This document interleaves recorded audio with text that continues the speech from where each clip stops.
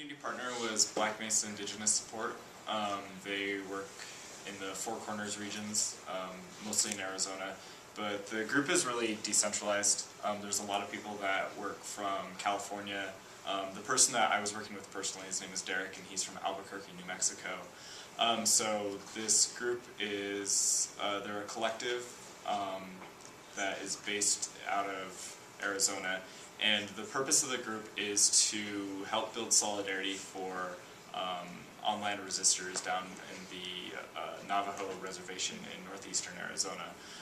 What has happened is the land has been partitioned, and there are people, there are Navajos who are still living on the Hopi partition land who are resisting being moved.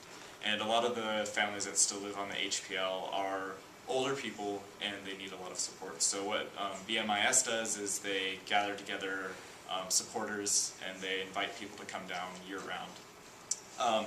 They also work on anti-coal movements, and they're right now trying to focus on water rights.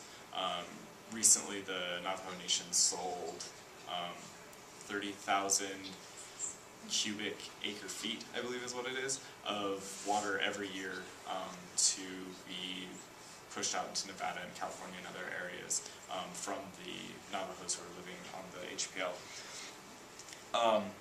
So what most of our project was a caravan that has been happening for the last 3 years.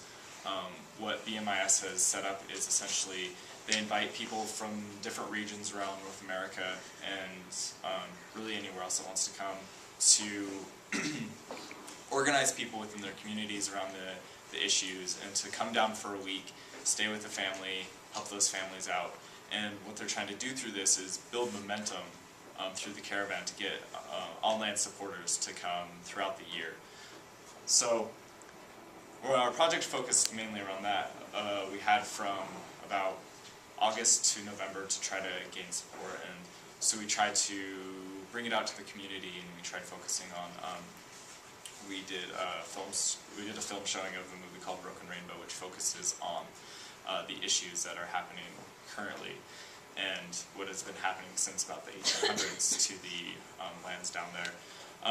And then the second part of our project was actually going down there and spending the week down there. And so from the 20th to the 27th, we drove down to Arizona, to the northeastern part, and we spent a week there helping out a family. And Alex will tell you about our experience down there and what we did. So when we got there, we first met up with everyone from the caravan from all over the United States and Canada and other countries in South America as well.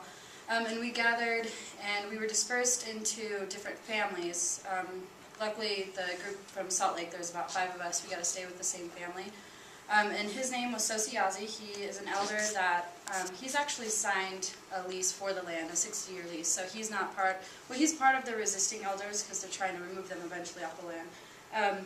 But most elders don't have as much help as he does. He does have a lot of family that visits him every weekend. So because of the family that does move away, that's why they do need the help. They need the help doing the daily tasks that they are used to doing over the years that are very traditional to them that they can't perform anymore because they are getting older. So every day, what they would do is the sheep to them are really spiritual. It's their, I guess, the animal that they feel is their holy animal. And every day we got to experience going out and herding the sheep for a couple of hours. We'd leave around 10. And he has like a huge land, so we got to walk with the sheep, and the sheepdogs helped a lot. Now, it's not the same case as for every family. Every family has their own problems. Not as many sheep herding dogs actually do the job. They don't have sheep herders to help herd them. So we got to go out there a couple hours, come back, and then they knew their way home. They just needed to know when to come back. So around 4 or 5, we'd go out there and start herding them in the right direction. One of the big problems is the sheep would get lost sometimes.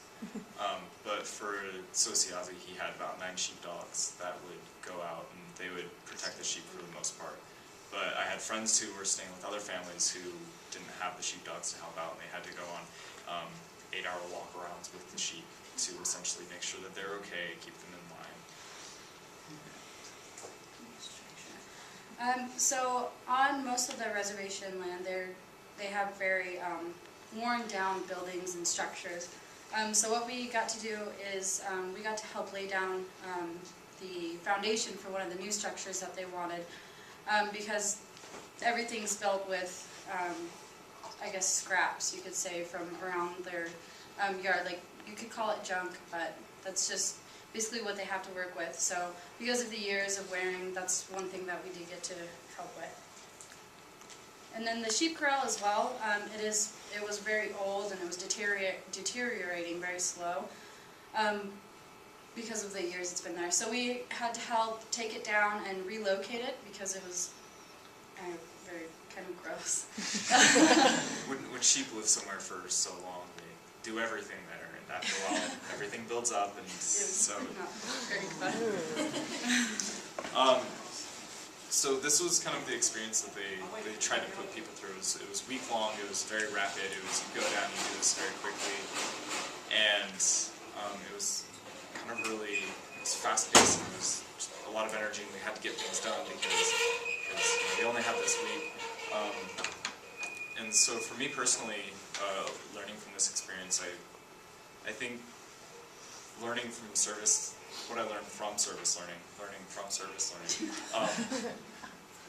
I had always known about service learning, and I'd always wanted to be civically engaged in some way. I wanted to help out and be socially active. And in fact, this project was something that I was interested in before the class, and I actually contacted Liz and I asked her if this would be an okay project to actually take into the class, because if I wasn't going to, I was going to be doing it anyway. And I'm really glad I was able to do it for the class because it turned out to be a lot of effort to be put in. So as opposed to coming in and learning about some brand new social problem or that you can go out there and actually move, I learned how much energy and how much time that are really put into these things that people do, especially going down and being able to network with people from BMIS who actually, this is one of the largest part of their lives, and people who've been doing this for 15 years and going down and living with families for years on a time, that there is a lot of energy and a lot of heart that really needs to be able to go into these things. And so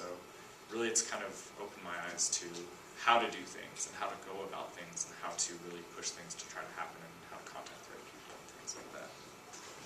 I guess what I've learned is that being how young we are, we can actually really make a change. I never really thought that I could or anything. Coming into this class, when I first got the syllabus, I was like, great, more stress outside of the class because of all my other credits and everything. So I had no idea that this would be such a great experience, and just being down there and everything for a week just opened my eyes to, I guess, a different world that needs help. So. Oh yeah, and I'm half now help. That was kind of cool. And actually we plan to kind of progress this and move on with this.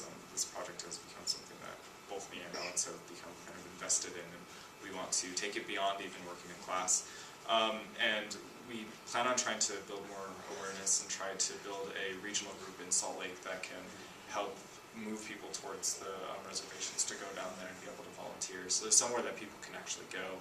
That's one of the big things, is that because BMIS is so decentralized and kind of they let people operate very independently, and they want people to operate independently, it was kind of hard to find ground and find out what to do, and really we were doing a lot of self-directing, which was kind of more difficult for us. But so what we want to do is build some infrastructure here that people can actually come to and be able to volunteer with that, as well as working with local environmental groups, because BMIS is so directly tied to the environmental issues that are happening on the reservation right now. So, thank you.